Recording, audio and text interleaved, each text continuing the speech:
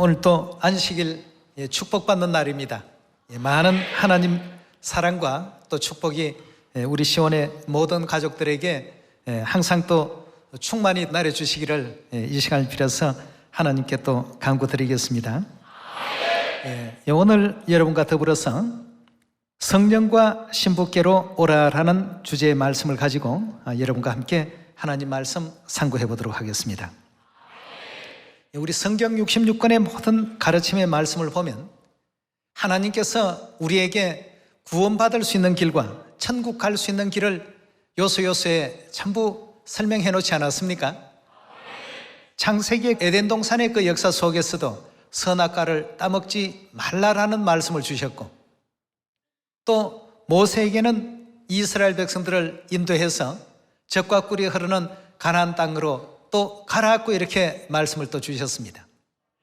그리고 그 가나안 땅으로 가는 그 길목에 홍해를 만나게 되었을 때에도 하나님께서는 두려워하지 말고 네가 가지고 있는 그 지팡이를 홍해를 향해서 내밀라, 그러면 그 홍해가 갈라질 것이다 고 이렇게 말씀을 주셨습니다.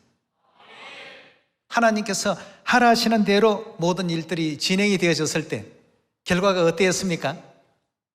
하나님께서 이끌어 가시는 그 구원의 그 과정이 전부 그 사이사이에 열리게 된 것입니다.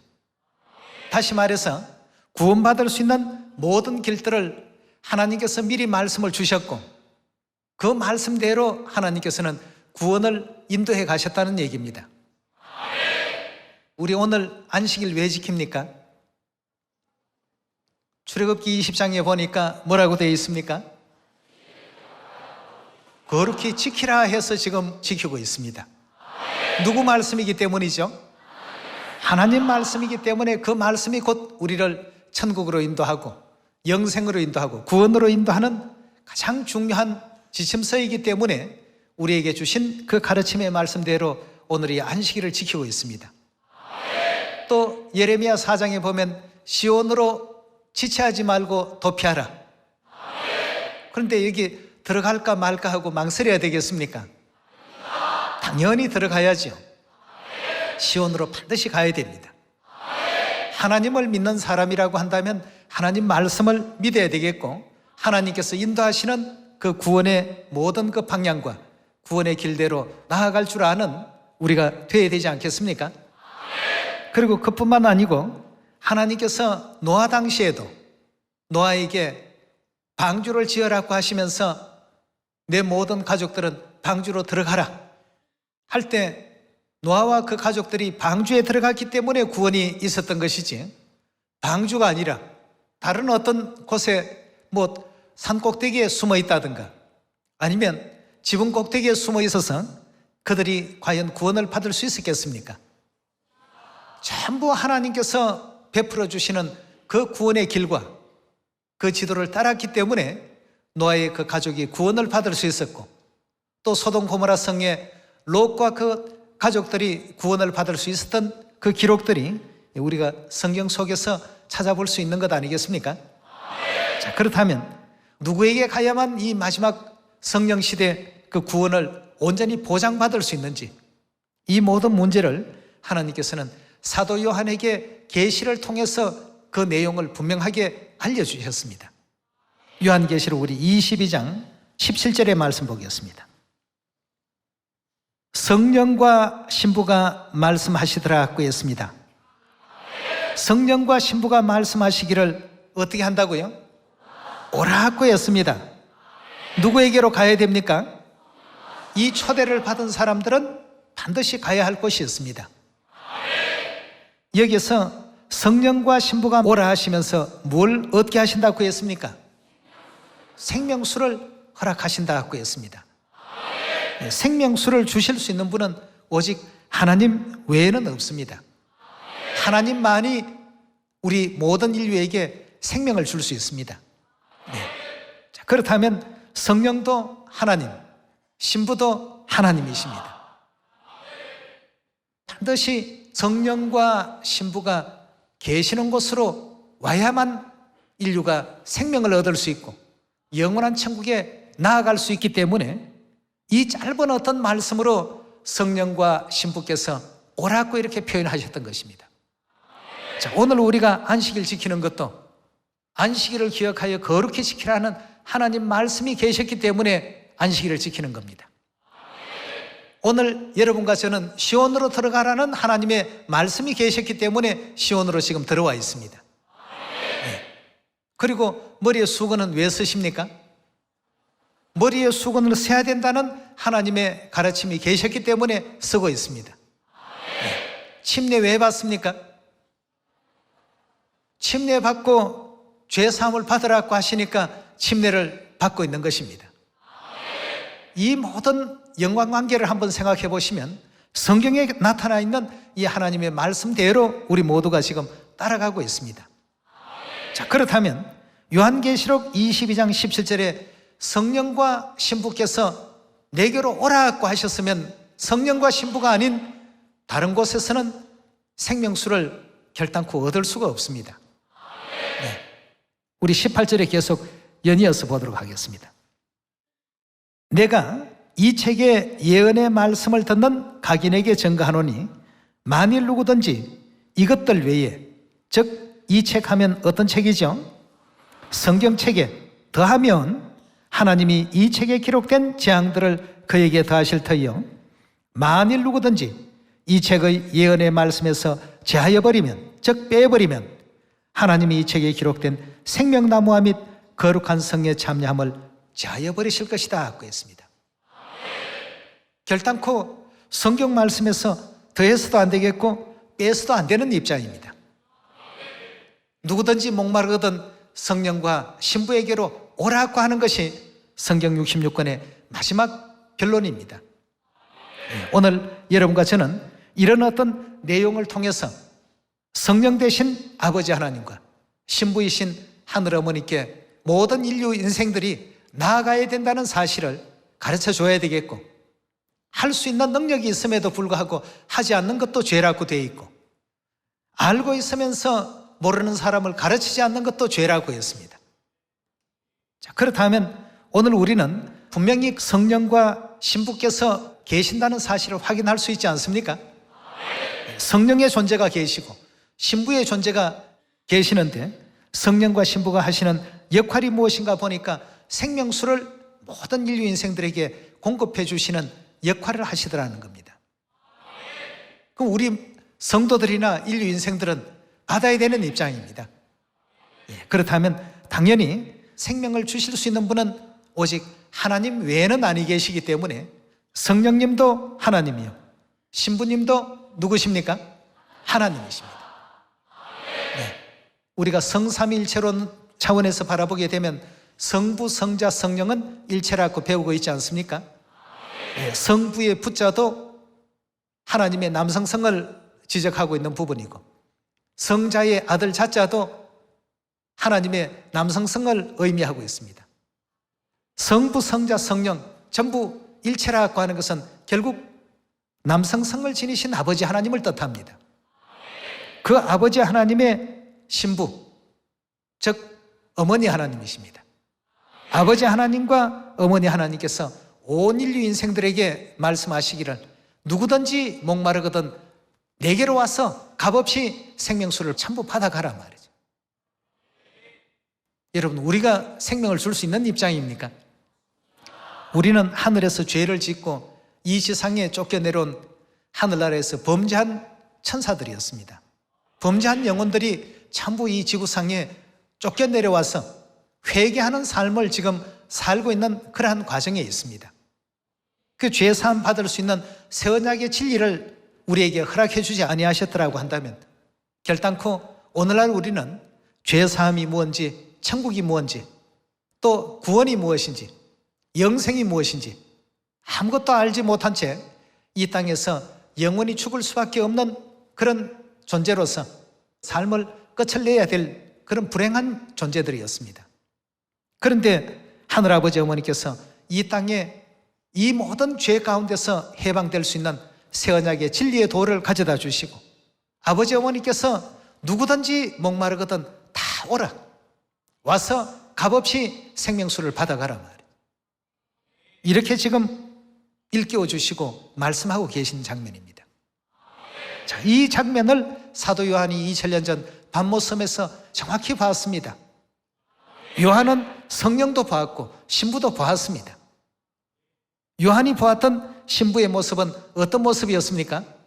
하늘에서 내려오는 거룩한 예루살렘을 천사가 보여주는 광경, 계시록 21장에서 여러분 보지 않았습니까? 위에서 내려오는 그 예루살렘, 갈라디아 4장에서 위에 있는 예루살렘은 자유자니 곧 우리의 누구시라고요? 그래서 성령은 아버지 하나님이시오, 신부는 우리의 어머니 하나님이십니다. 네. 이사야 55장 1절의 말씀 보도록 하겠습니다. 이사야서 55장 1절입니다. 너희 목마른 자들아 물로 나오라. 자, 여기도 보니까 계시록 22장에도 생명수라고 해서 물과 관계되는 표현이 또 나왔고, 이사야 55장에도 똑같은 말씀이 나옵니다. 너희 목마른 자들아 물로 나오라. 돈 없는 자도 오라. 너희는 와서 사 먹되 돈 없이 값 없이 와서 포도주와 젖을 사라. 너희가 어찌 양식 아닌 것을 위하여 은을 달아주며 배부르게 못할 것을 위하여 수고하느냐고 했습니다. 6절에 우리 계속 보도록 합니다. 너희는 여호와를 만날 만한 때에 어떻게 하라고요? 찾으라. 가까이 계실 때 어떻게 하라고 했습니까? 하나님을 찾고 하나님을 부르고 그를 만나야지만 된다라고 성경은 우리에게 굉장히 강조하고 있습니다. 그렇지 아니하고는 우리가 스스로 구원받을 수 있는 이와 같은 방법은 없습니다. 우리 태양계에 태양이 없다라고 한다면 달 스스로가 우리 지구의 밤하늘의 끝 달빛을 보낼 수 있습니까? 없습니까? 절대 보낼 수 없죠. 달은 반드시 태양의 어떤 그 빛을 받아서 우리 지구에 반사해주는 이와 같은 그 기능과 역할을 하기 때문에 달 스스로 어떤 빛을 낼 수 있는 그러한 어떤 존재는 아닌 것입니다. 마찬가지로 우리 마지막 그 구원도 하나님을 통하지 아니하고는 결코 그 어떤 존재를 가지고도 우리의 어떤 그 구원의 역사를 완성할 수가 없습니다. 그래서 히브리서 9장에 구원에 이르게 하기 위하여 하나님께서 친히 몇 번째요? 두 번째 오시는데 홀로 오시는 것이 아니고 어떻게 해요? 성령과 신부로서 이 땅에 오시겠다고 했습니다. 우리 가까이 계실 때 부르고 가까이 계실 때 찾으라고 했습니다. 호세아서 6장 3절의 말씀 보겠습니다. 그러므로 우리가 여호와를 어떻게 하자고요? 하나님을 안다라고 하면서도 아직도 하나님을 모르는 사람들이 너무 많습니다. 하나님 존재를 모르기 때문에 하나님께서 하나님에 대해서 좀 제대로 좀 알아보라고 이렇게 강조하는 대목 아니겠습니까? 그러므로 우리가 여호와를 알자, 힘써 여호와를 알자. 그의 나오심은 새벽빛같이 일정하니 비와 같이 땅을 적시는 늦은 비와 같이 우리에게 임하리라 하시리라. 에브라임아, 내가 내게 어떻게 하랴? 유다야, 내가 내게 어떻게 하랴? 너희의 인애가 아침 구름이 쉬 없어지는 이슬 같도다. 그러므로 내가 선지자들로 저희를 치고 내 입의 말로 저희를 죽였노니 내 심판은 바라는 빛 같으니라. 나는 인애를 원하고 제사를 원치 아니하며 번제보다는 뭘 더 원한다고요? 하나님을 아는 것을 더 원하노라고 했습니다. 이제 하나님께서 성부 시대, 성자 시대, 성령의 시대를 통해서 구원을 완성시키시고 이 땅에 두 번째 오셔서 억만금을 가지고 가도 살 수 없는 그 영원한 그 생명을 하나님께서 값없이 베풀겠다라고 인류에게 돈 없는 자도 오고 또 형편이 좋지 못한 사람도 오고 죄짐을 잔뜩 진 사람도 다 와서 누구나도 이 생명수를 다 받아가라고 이렇게 외치고 계십니다. 그런데 자녀들이 어디로 가야 될지를 모르지 않습니까? 모르니까 방향을 알려주신 것입니다. 성령과 신부께서 오라고 하는 그쪽으로만 가라 말이죠. 지금 요한계시록 22장을 좀 쉽게 설명하자면 그리 되어 있습니다. 마귀가 지금 곳곳에서 혼란을 일으키고 있고, 그쪽 방향으로 가면 뭐 구원을 받는다, 저쪽은 안 된다 하고 거짓 악성 루머를 퍼뜨리고 있으니까 아버지 어머니께서 태초부터 이런 사실을 아시기 때문에 표대를 오직 아버지 어머니 계시는 성령과 신부께서 오라고 하시는 그곳으로만 가란 말이죠. 그리고 우리 시온의 자녀들은 그곳에 와서 보니 안식일이 있었고 유월절도 있고, 여기에 보니까 수건서는 규례도 있고, 아버지와 아들과 성령의 이름으로 침례받는 규례도 있고, 성경에 기록된 아버지께서 어머니께서 말씀 주신 모든 내용이 다 이와 같이 수행하고 있는 곳이더라는 겁니다. 이 사막이라는 곳에 가보면 신기루 현상이 있습니다. 실제가 아닌데도 불구하고 실제의 어떤 그 오아시스가 존재하는 것 같이 눈에 어떤 그 착시 현상이 그렇게 생겨난다고 합니다. 그런데 가서는 그런 것만 헤매다가는 사막에서 목말라서 결국 죽게 된답니다. 올바른 오아시스를 찾아야죠. 안 그렇습니까? 참 생명수 샘을 우리가 찾아가야 되겠습니다. 스가랴 선지자는 스가랴 14장 6절에 누가 생명수의 샘 근원이라고 했습니까? 예루살렘 어머니께서 생명수의 근원이니까 그 어머니를 찾으라고 했습니다. 그래서 호세아 선지자도 하나님을 알 때 하나님을 좀 제대로 알았으면 좋겠다, 이런 이제 그 말씀을 주셨던 것 아니겠습니까? 성경 속에서 일깨워 주신 그 내용은 성령과 신부 되신 아버지 하나님, 어머니 하나님을 찾으라고 하셨는데, 하나님께서는 66권 성경 가장 첫머리에 아버지 하나님, 어머니 하나님을 등장시켜 놓으셨습니다. 성경에 기록된 모든 것은 다 나를 증거하기 위해서 기록한 것이다, 이렇게 요한복음 5장 39절에 기록하지 않았습니까? 창세기 1장 26절의 말씀 보겠습니다. 자, 더하지도 말고 빼지도 말라고 하셨기 때문에 우리가 오늘 안식일 지키는 것도 안식일을 기억하여 거룩히 지키라는 하나님 말씀에 의해서 이제 순종으로서 그 규례를 지키는 것이고, 방주에 들어가라 하실 때 노아가 방주에 들어감으로 구원받은 그 역사도 하나님 말씀을 따랐기 때문이고, 시온으로 들어가라 하는 것도 결국 하나님의 말씀을 따랐기 때문에 시온에 온 모든 자녀들이 구원을 받게 되어 있습니다. 마찬가지로 성령과 신부께서 오라고 하실 때 성령과 신부에게 나아가야지, 다른 것을 보고 나아갔다가는 전부 허상이고 구원과 반대되는 어떤 결과가 그곳에 기다리고 있습니다. 창세기 1장 26절입니다. 26절의 말씀 보시면 하나님이 가라사대 우리의 형상을 따라 우리의 모양대로 우리가 사람을 만들자라고 했습니다. 너무나도 참 중요한 이 대목을 우리가 빠뜨리고 하나님을 이해한다는 것은 굉장히 잘못된 내용입니다. 가장 중요한, 하나님을 알 수 있는 굉장히 중요한 포커스를 여기에 전부 집약을 시켰습니다. 하나님이 가라사대 우리의 형상을 따라서 했습니다. 하나님이 우리의 형상을 따라서 하니까 어떤 사람들은 우리라고 한다면 천사들도 있을 것이고 영물들이 다 있어서 우리라고 하지 않았겠습니까? 라고 이런 표현을 씁니다. 그런데 다음을 보시면 결단코 그런 천사들 보고 한 얘기가 아니었다는 사실을 확인할 수 있죠.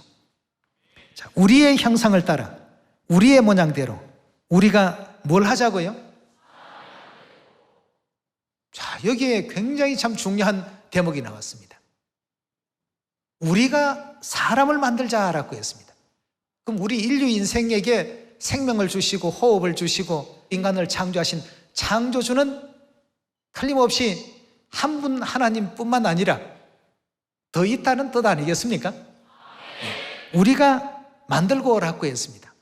이 존재를 다른 사람들은 그건 천사일 것이다, 또 하늘의 어떤 다른 영물일 것이다.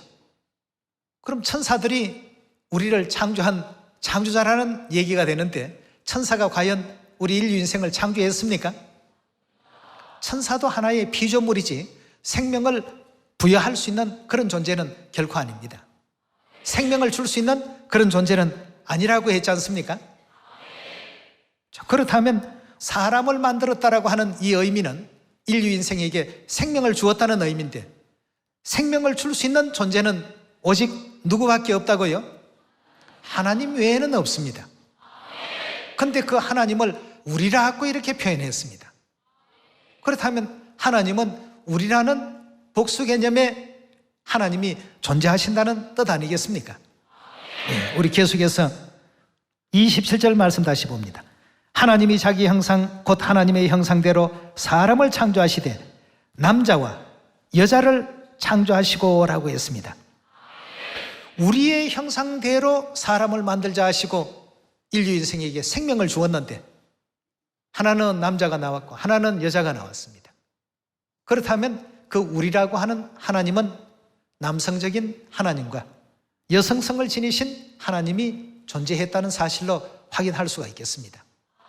그 남성성을 지니신 하나님을 인류 인생들은 아버지라고 부르고 있지 않습니까? 하늘에 계신 우리 아버지요. 왜 굳이 아버지라는 단어를 씁니까?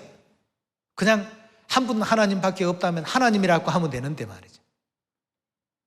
아버지라고 하는 이와 같은 단어는 상대적인 어떤 존재가 있기 때문에 아버지라는 표현을 쓰게 되는 것입니다.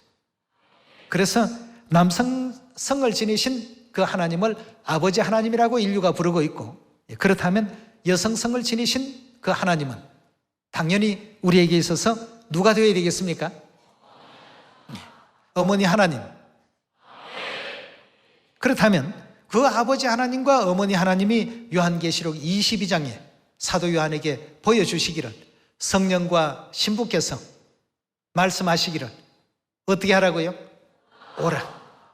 그 인류 인생에게 생명을 부여했던 그 아버지 어머니께로 와야만 인류가 생명을 얻을 수 있다라고 설명한 장면이 요한계시록 22장에 연결되어 있는 것입니다. 요한이 허상을 보고 잘못된 어떤 그 환상을 본 겁니까? 이 모든 내용들은 다 진리의 내용이기 때문에 요한계시록 22장에서 결단코 더하지도 말고 어떻게 하라고요? 빼지도 말라라고 이렇게 예수님께서 친히 경고 주신 그 내용까지 지금 담고 있습니다. 여러분, 성경에 이와 같이 명확하게 나타나 있고, 아버지 하나님께서 이 하늘 어머니를 우리 자녀들에게 알려주시고 일깨워주기 위해서 1955년도 일곱 우리의 개봉이라는 책자 속에서도 내 뒤에 또 한 사람이 나올 것이다라고 알려주고 있지 않습니까? 그렇지만 그는 아직 어린아이라 이렇게 또 말씀을 주셨고, 또 뭐라고 했습니까? 우리가 너무나도 잘 아는 아버지 친필 노트에 엘리사는 엘리야를 따르고 여호수아는 모세를 따르고 베드로는 예수님을 따르고 거기서 나는 아버지입니다. 아버지께서조차도 우리 자녀들에게 본보이시기 위해서 누구를 따라야 된다고요? 어머니를 따른다라고 하나님의 의지를 담으셔서 친히 그렇게 해놓으신 내용을, 이건 뭐 아니다, 이건 잘못된 것이다, 어머니 하나님의 존재는 없다, 깨달은 사람들은 하나님께서 주신 이 말씀을 받아들여야 되겠죠. 오늘 여러분과 저는 성령과 신부께로 나아오는 구원에 다 초대받았고 동참하고 있습니다. 우리 한번 고린도후서에 가서도 그 내용을 더 찾아봅시다. 고린도후서 6장 17절의 말씀 보겠습니다. 그러므로 주께서 말씀하시기를 너희는 저희 중에 나와서 따로 있고 부정한 것을 만지지 말라. 내가 너희를 영접하여 너희에게 뭐가 된다고요? 아버지가 되고 너희는 내게 뭐가 된다고요? 자녀가 되리라. 누가 하신 말씀입니까? 전능하신 주의 말씀이시니라고 했습니다. 우리 하나님께서 내가 너희 아버지다, 너희는 내게 있어서 아들과 딸들이다. 그럼 여기 어머니 언급이 없지 않습니까? 하고 얘기를 했는데 하나님의 모략입니다. 거짓된 자들을 가려내기 위한 하나님의 섭리요 모략이죠. 여기 기록을 빠뜨렸다고 해서 어머니 없는 가운데 자녀들이 저절로 나왔던 것 아니죠. 어디에 계십니까? 갈라디아 우리 4장 한번 봅시다. 26절에 봅니다. 오직 위에 있는 예루살렘은 자유자니 곧 누구라고요? 우리 어머니라. 그 위에 있는 예루살렘 어떤 어머니입니까? 영의 어머니시라는 사실을 충분히 이미 창세기에서도 알려주셨고 갈라디아서에도 알려주셨고 하나님께서는 모형과 실체의 그 관계를 통해서 일깨워 주시고 또 설명하고 계시는 가운데 있습니다. 로마서 8장 16절의 말씀 보겠습니다. 로마서 8장 16절의 말씀 보시면 성령이 친히 우리 영으로 더불어 우리가 하나님의 자녀인 것을 증거하시나니 자녀이면 또한 후사 곧 하나님의 후사요 그리스도와 함께한 후사니 우리가 그와 함께 영광을 받기 위하여 고난도 함께 받아야 될 것이라 하고 했습니다. 그리고 18절에 보면 생각컨대 현재의 고난은 장차 우리에게 나타날 영광과 좋게 비교할 수 없다 하고 이렇게 알려주고 있습니다. 자, 그럼 우리 16절에 그 주신 그 내용의 말씀과 같이 성령이 친히 우리 영으로 더불어 우리가 하나님의 자녀라는 사실을 증거하고 있다고 했습니다. 뭘 통해서 그렇다고 했죠? 우리 가족 관계는 혈연 관계라고 배우지 않았습니까? 그렇듯이 영적 하늘 가족 관계도 혈연 관계입니다. 그러니까 하나님께서 피를 중시하지 않습니까? 이 자는 내 피로 세운 새 언약이니 너희를 위하여 붙는 것이라고 말씀을 주시면서 6월절에다가 그 모든 우리 하나님 자녀라는 그 사실을 인정받게 하기 위해서 6월절 포도주를 예수님께서 당신의 희생의 피요 죄 사함을 얻게 하는 이와 같은 그 피라고 이렇게 가르침을 주지 않았습니까? 우리가 지금 전 세계 모든 시온에서 6월절 왜 지킵니까?